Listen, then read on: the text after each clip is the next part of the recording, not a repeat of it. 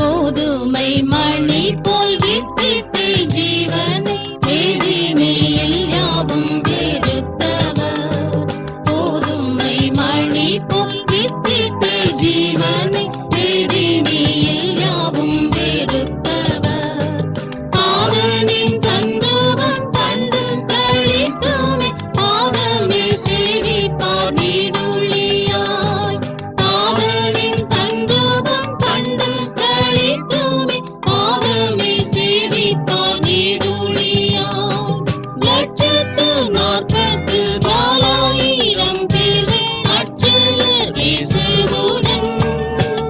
இதோ 144,000 பேர்கள் அட்சயர் இயேசுவுடன். புதிதோர் பாட்டுடன் சீயோன் கிரீடனை ஜோதியாய் வீட்டிடுவார். புதிதோர் பாட்டுடன்